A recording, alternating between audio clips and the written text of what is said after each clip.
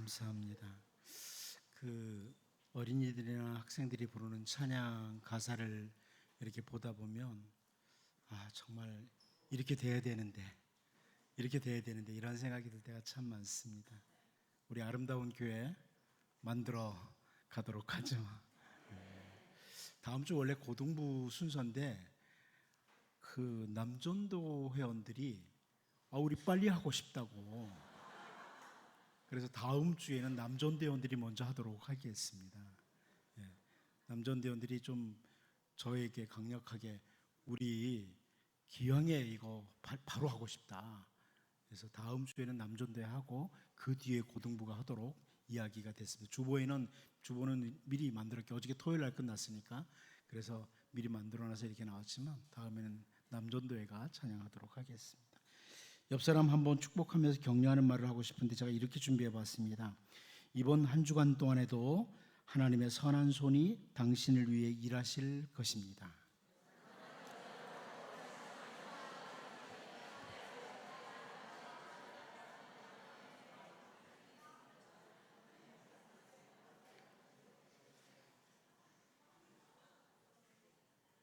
선지자 예레미야는 예레미야가 1장 16절을 통해서요 이런 표현합니다. 이로 말미암아 내가 우니 내 눈에 눈물이 물같이 흘러내리며 나를 위로하여 내 생명을 회복시켜 줄 자가 멀리 떠났음이로다. 원수들이 이김에 내 자녀들이 외롭도다. 이런 표현을 합니다.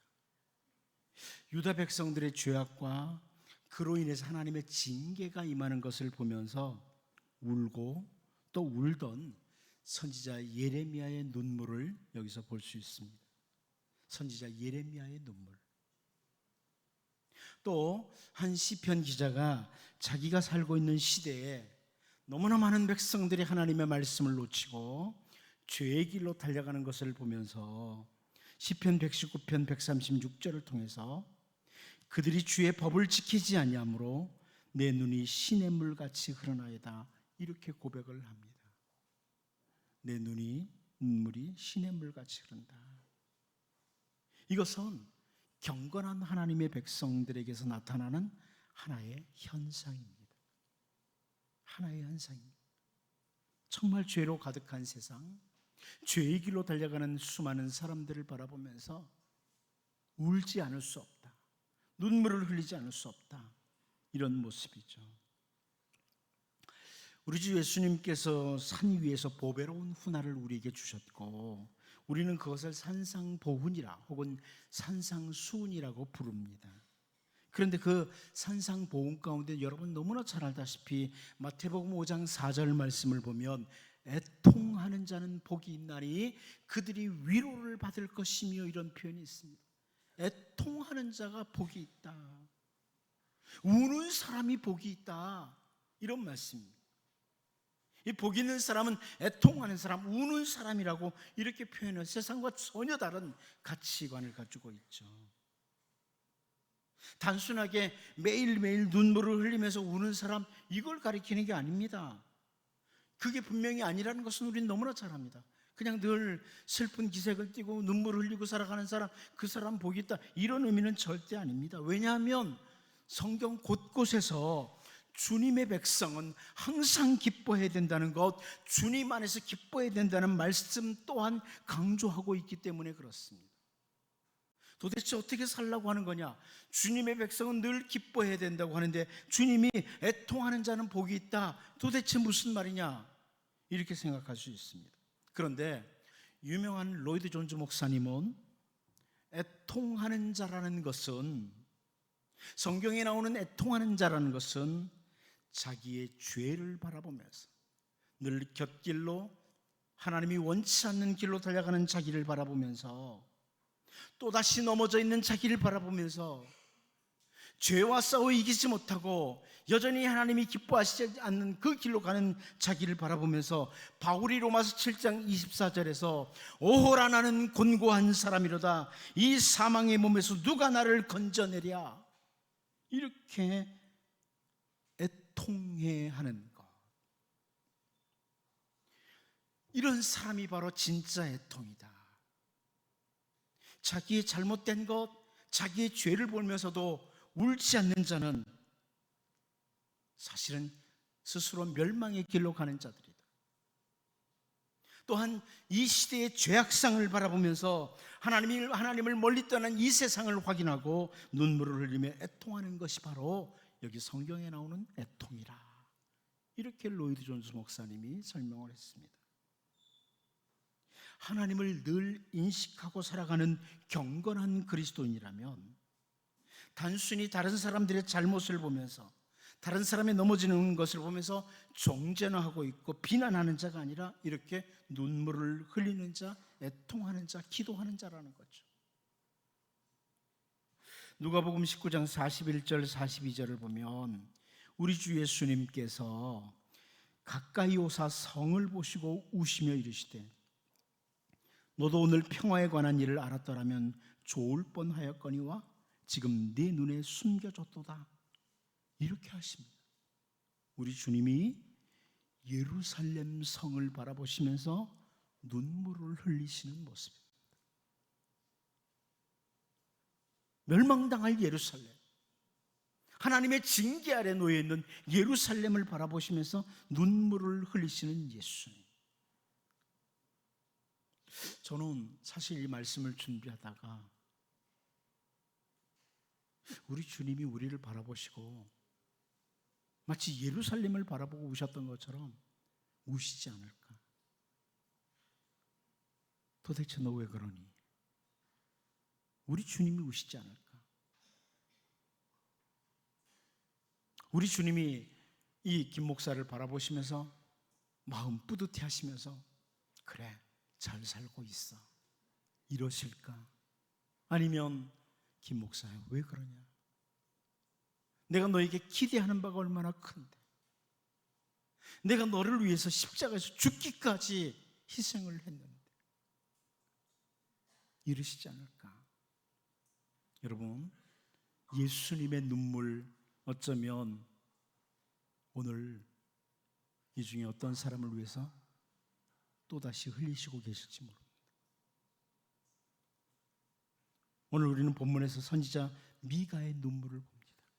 선지자 미가의 눈물.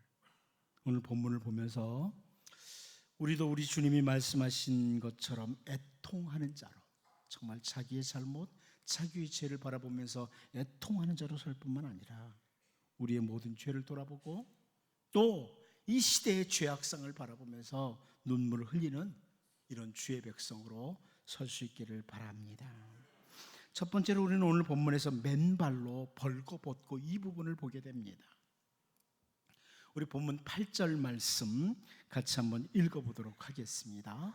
8절을 같이 봅니다. 시작. 이러므로 내가 애통하며 애곡하고 벌거벗은 몸으로 행하며 들깨같이 애곡하고 타조같이 애통하리니. 여러분, 히브리어 성경으로 보면 여기 두 가지 단어가 나오죠. 맨발 그리고 벌거벗다, 이 두 가지 단어가 강조돼서 나오고 있습니다. 그래서 쉬운 성경은 이렇게 번역했습니다. 그러므로 내가 슬퍼하며 통곡하고 벌거벗은 몸과 맨발로 다닌다. 들깨처럼 큰 소리로 울부짖고 타조처럼 슬피 운다. 이렇게 번역을 했습니다. 들깨와 타조는 광야의 고독한 동물이라고 합니다. 이 들깨와 타조는 특별히 밤이 되면 그 울음소리가 아주 슬픈, 슬피 우는 동물들, 이게 들깨와 타조라고 학자들이 설명을 합니다. 그런데 여기 선지자가 그 동물들처럼 들깨처럼 타조처럼 슬피 우는 이유가 뭐냐? 슬피 우는데 맨발로 벌거벗은 몸으로 가면서 울고 있다, 이런 표현을 합니다. 여러분, 이 맨발로 벌거벗은 모습, 이것은 어떤 모습이냐면 잡혀가는 포로의 모습입니다. 맨발 벌거벗고, 이것은 잡혀가는 포로의 모습이에요. 계속해서 범죄에 범죄를 더해가는 이스라엘 백성들을 바라보면서 6절에서 사마리아가 완전히 파괴될 것을 이미 선포했죠. 그러니까 성읍의 파괴와 함께 포로로 끌려가는 모습, 이 모습을 선지자가 바라보면서 자기의 몸으로 이것을 표현해 주면서 애통하고 있는 모습입니다. 이사야 20장 2절 3절을 보면요, 그때 여호와께서 아모스의 아들 이사야에게 말씀하여 이르시되 갈지어다 내 허리에서 배를 끌고 내 발에서 신을 벗을지니라 하시매 그가 그대로 하여 벗은 몸과 벗은 발로 다니니라. 여호와께서 이르시되 나의 종 이사야가 3년 동안 벗은 몸과 벗은 발로 다니며 애굽과 구스에 대하여 징조와 예표가 되었느니라. 이렇게 설명을 해줍니다. 선지자 이사야가 맨발과 벌거벗은 몸으로 3년간을 다니면서 애굽과 구스에 대한 징표가 되었다. 애굽이, 구스가 이렇게 될 것이다, 징표로 보여줬다는 거죠. 결국 선지자 미가는요, 이스라엘 백성들이 이렇게 끌려갈 것이다, 맨발로 벌거벗겨서 끌려갈 것이다, 이것을 보여주면서 들깨같이 타조같이 슬피 울 수밖에 없었다. 저는 이 모습을 보면서 한마디로 조국을 위한 눈물을 보게 됩니다. 선지자 미가가 조국을 위해 흘리는 눈물. 저는 이 말씀을 준비하다가 오늘 우리들에게 이런 기도 제목을 던져드리기를 원합니다. 이스라엘을 바라보면서 슬피 울던 그 선지자 미가처럼 하나님의 백성인 우리들이 조국 대한민국에 대한 현실을 좀 똑바로 바라볼 수 있도록. 여러분, 우리 대한민국은 지금 너무 둘로 나눠져 있어요. 막 좌파 우파 그래가지고 이게 막 기독교인들까지 막 그렇게 휩쓸려 다녀요. 그런데 여러분, 성경을 보면 올바른 그리스도인들은, 올바른 하나님의 백성들은 그렇지 않습니다. 한 걸음 물러서서 조국을 바라보면서 슬피 울며 눈물을 흘립니다. 기도를 합니다. 이거 어떤 사람에게 이놈들 나쁜 놈들, 이놈들 나쁜 놈들, 이런 것은 하나님의 백성의 올바른 태도가 아니에요. 하나님의 백성은 조국의 현실을 바라보면서 조국을 위해서 눈물을 흘리며 기도할 수 있어야 됩니다. 누군가를 손가락질하기 전에, 이건 누구 때문이라고 하기 전에 올바른 하나님의 백성들은 선지자 미가처럼 눈물을 흘리며 들깨같이 타조같이 눈물을 흘리며 조국을 위해서 기도를 해야만 합니다. 여러분, 조국의 현실을 올바로 바라볼 수 있도록, 누구의 말이 한 것이 아니라 정말 조국의 현실을 올바로 바라보고 이 현실을 보면서 하나님 앞에, 하나님, 조국 대한민국을 불쌍히 여겨달라고. 우리의 신앙의 선진들이 그렇게 눈물 뿌려 기도함으로 우리 조국 대한민국이 이렇게 섰어요. 그런데 저는 목회자로서 이렇게 우리 현대 그리스도인들을 바라보면 제가 어렸을 때 그렇게 신앙의 선진들이 기도했던 조국을 위한 기도가 많이 사라져 버렸어요. 조국을 위한 기도가 그냥 자기 개인적인 문제, 온통 자기 문제만 가지고 기도를 합니다. 그런데 바라기는 오늘 이 선지자 미가가 이스라엘을 바라보면서 눈물을 흘리되 마치 들깨같이 타조같이 슬피 울며 기도하는 모습 보면서 우리도 오늘은 좀 조국을 위한 기도를 드릴 수 있는 이런 은혜가 있기를 바랍니다. 두 번째로 저는 오늘 본문에서 고칠 수 없는 상처를 주목하기를 원합니다. 고칠 수 없는 상처. 우리 본문 9절 같이 한번 보도록 하겠습니다. 봅니다. 시작. 이는 그 상처는 고칠 수 없고 그것이 유다까지도 이르고 내 백성의 성문 곧 예루살렘에도 미쳤습니다. 이스라엘의 부패, 질병을 바라보면서요, 고칠 수 없는 상처라는 표현을 쓰고 있습니다. 고칠 수 없는 상처라. 여러분, 상처란 단어는 상처, 역병, 이런 의미를 가진 단어거든요. 인생을 살아가는 동안에 한 번도 아프지 않고 단 한 번의 상처도 없이 살아가는 것은 쉬운 일이 아닙니다. 여러분, 지금까지 살아오면서 한 번도 아파보지 않으신 분, 한 번도 몸에 상처가 안 났던 분 있습니까? 거의 없을 겁니다. 제가 알기로는 거의 없습니다. 다치고 아픈 일은 인생의 다반사예요. 그런데 하나님께서는요, 우리의 몸 자체에 상처를 치유할 수 있는 능력을 자체해 주셨어요. 질병을 스스로 이겨내도록 하는 힘도 주셨습니다. 여러분 잘 아는 면역력이라는 것도 있지 않습니까? 뿐만 아니라 하나님께서는 이 땅에 우리가 사는 동안에 의사들을 비롯해서 우리의 질병을 치료할 수 있도록 다양한 재능을 가진 사람을 주셨고요, 혹은 약물들도 주신 거죠. 다양한 약들을 주셨어요. 선지자 미가 때에도 이미 세상에는 의사들이 존재하고 있었고 다양한 약들이 있었습니다. 그런데 문제는 고칠 수 없는 상처, 고칠 수 없는, 치료할 수 없는 질병이 있다, 이렇게 선지자 미가가 표현해요. 선지자 미가가 이스라엘을 바라보면서 우는 것은 바로 이제 하나님의 징계, 하나님의 심판밖에는 남지 않았다. 고칠 수 없는, 치료할 수 없는 상처와 질병이라는 겁니다. 이걸 바라보니까 울 수밖에 없는 거죠. 아, 이제 이스라엘은 이 아픔을 고칠 수가 없다. 단 한 가지, 심판만 남았다. 이걸 본 거예요. 선지자 호세아는요, 호세아 4장 16절에서 이스라엘은 완강한 암소처럼 완강하니 이제 여호와께서 어린 양을 넓은 들에서 먹임같이 그들을 먹이시겠느냐, 이렇게 표현을 합니다. 완강한 암소처럼 완강하다.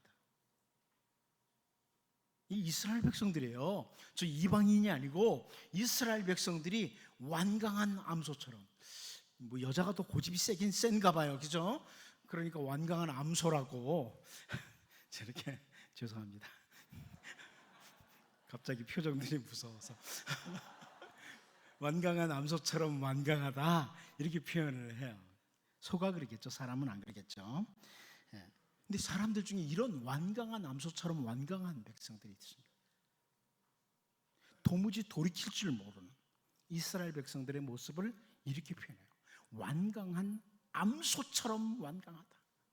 아무리 하나님의 말씀이 외쳐져도 돌이킬 줄 모르는 거예요. 너는 그래라, 선지자들을 향해서 너는 그래라, 나는 내 길 간다, 이런 식이죠. 선지자 이사야가 그 이스라엘 백성들의 모습을 보고 호세아 5장 6절에서 이런 선포를 합니다. 여러분, 무서운 선포를 한번 보세요. 그들이 양떼와 소떼를 끌고 여호와를 찾으러 갈지라도 만나지 못할 것은 이미 그들에게서 떠나셨습니다. 굉장히 무서운 말씀이죠. 이미 심판만 남았다는 경고예요. 이 소나 양 재물을 가지고 하나님 앞에 하나님 이제 진짜 잘못했어요, 막 가지고 한번 해보겠다고. 그런데 떼를 몰고 가는 거예요. 소 한 마리, 양 한 마리 정도가 아니고 떼를 끌고 하나님 앞에 가는데도 하나님은 이미 떠나고 안 계시다. 너희들에겐 더 이상 소나 양을 받지 않겠다. 이제 끝났다, 너희는. 심판만 남았다. 이런 말씀이에요. 굉장히 무서운 말씀이죠. 선지자 호세아의 선포대로 남은 건 심판밖에 없었어요. 우리가 세상에 살면서 때로는 말씀의 길에서 떠나서 넘어질 수 있습니다. 신앙인으로 살아가는 삶에서 실패할 수도 있습니다. 그런데요, 아직 기회가 주어졌을 때 속히 일어나야 됩니다. 일어나셔야 돼요. 어느 날 고칠 수 없는 상처, 고칠 수 없는 질병이 되어버릴 수가 있습니다. 내가 생각할 땐 또 기회가 오겠지. 그런데 하나님이 그게 마지막이었어. 그게 마지막 너에게 주어진 상처였어. 치료할 수가 없어. 그런 날이 온다는 거죠. 양떼와 소떼를 끌고 갔는데 하나님이 난 이미 떠났는 걸 뭐, 이렇게 말씀하실 수 있다는 겁니다. 여러분, 오늘이 바로 그날입니다. 내게 주어진 귀중한 기회다. 이게 바로 성도의 자세예요. 올바른 성도의 자세. 오늘 이 귀중한 시간에 주의 말씀을 따라 일어서고 영적인 건강을 유지하는 은혜가 있기를 바랍니다. 마지막 한 가지 더 봅니다. 유다까지 전염된 병이라. 이 부분을 봅니다. 우리 본문 구절 다시 한번 봅니다. 다시 보겠습니다. 시작. 이는 그 상처는 고칠 수 없고 그것이 유다까지도 이르고 내 백성의 성문 곧 예루살렘에도 미쳤음이니라. 세번역 성경이 이렇게 번역했습니다. 이것은 사마리아의 상처가 고칠 수 없는 병이 되고 그 불치병이 유다에까지 전염되고 기어이 예루살렘에까지 내 백성의 성문에까지 이르렀기 때문이다. 제가 고칠 수 없는 상처라 그랬는데 세번역 성경이 다시 이렇게 번역했습니다. 불치병이라고. 치료할 수 없는 병이라고. 선지자 미가가 슬피 우는 이유죠. 사마리아 북이스라엘이 고칠 수 없는 상처가 있게 됐습니다. 그런데 그 치료할 수 없는 불치의 병이 어디까지요? 유다까지 전염됐다고 합니다. 북이스라엘뿐만 아니라 남쪽 유다까지 전염이 되었다. 어느 정도로 거룩한 성이라고 일칭함을 받던 예루살렘에까지 그럽니다. 기어이 예루살렘에까지 그럽니다. 여러분, 우리 주님이 마태복음 16장 6절에서 예수께서 이르시되 삼가 바리새인과 사두개인들의 누룩을 주의하라 하시니 이런 말씀하셨죠. 처음에는 제자들이 무슨 의미인지를 깨닫지 못하다가 주님이 이제 설명해 주는 말씀을 듣고 나서 마태복음 16장 12절에서 이릅니다. 그제서야 제자들이 떡의 누룩이 아니요 바리새인과 사두개인들의 교훈을 삼가라고 말씀하신 줄을 깨달으니라. 잘못된 교훈, 죄의 전염성을 말해주는 거예요. 여러분, 너무나 많은 그리스도인들에게, 너무나 많은 교회에 세상의 죄가 전염돼 들어왔습니다. 그래서는 안 되는 이 죄가 전염돼서 들어왔습니다. 사마리아의 죄가 예루살렘까지 왔다고. 저는 이 말씀을 보면서 내 안에 들어온 죄는 없냐? 이 세상의 죄가 내 안까지 침투한 건 없냐? 이 부분을 보게 돼요. 여러분, 주님이 그러시지 않을까요? 너는 그러지 않기를 바랍니다.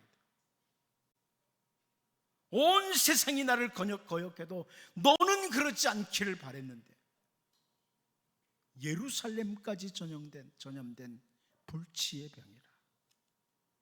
여러분, 바울 사도는 데살로니가전서 5장 21절 22절을 통해서 범사에 헤아려 좋은 것을 취하고 악은 어떤 모양이라도 버리라, 이렇게 권면하고 있습니다. 악은 그 모양이라도 버려라. 어떤 모양? 사마리아에서 예루살렘까지 전염되어 버린 그 불치의 병을 바라보면서 선지자 미가가 울고 있습니다. 선지자가 울고 있습니다. 오늘 본문 말씀을 보면서 언제나 죄의 전염을 차단하고 선을 추구하는, 하나님이 기뻐하시지 않는 것이라면 모양이라도 버려버릴 수 있는 선을 추구하는 이런 주님의 백성으로 우리가 설 수 있기를 바랍니다. 이 시간 같이 한번 기도합니다. 우리 다 같이 기도할 때 한번 조국을 위해서 기도하지 않겠습니까? 여러분, 우리도 모르는 사이에 세상에서 이 좌판이 우판이 막 이런 것들이 우리에게 다 들어왔습니다. 여러분, 그거 중요한 거 아닙니다. 세상 사람의 기준으로 보지 마시고요, 하나님의 백성으로, 선지자의 눈으로 하나님 우리 조국 현실을 바라볼 때 제가 눈물을 흘리지 않을 수 없습니다. 우리 조국 대한민국을 불쌍히 여겨주십시오. 우리 조국을 위한 기도를 한번 드리기를 원하고요. 그리고 바로 내가 고칠 수 없는 상처, 고칠 수 없는 질병의 상태까지 오지는 않았는지, 우리가 소떼와 양떼를 몰고 갈지라도 하나님이 됐다, 너는 끝이다 이르시지 않을지, 어쩌면 오늘이 마지막 기회다, 하나님이 내게 주신 마지막 기회일 수 있다. 오늘이라는 귀중한 시간에 주의 말씀 따라 일어서고 영적인 건강을 유지할 수 있도록 기도하길 바라고요. 사마리아에서 예루살렘까지 전염돼 버린 이 불치의 병, 하나님이 너는 그렇지 않기를 바랐는데, 너는 아니었는데 어떻게 너에게까지 이 불치의 병이 전염되었느냐. 그래서 선지자가 울고 있지 않는지, 이제 바라기는 죄의 전염을 차단하고 오직 선을 추구하는 주의 백성으로 살도록 말씀 기억하면서 기도합니다.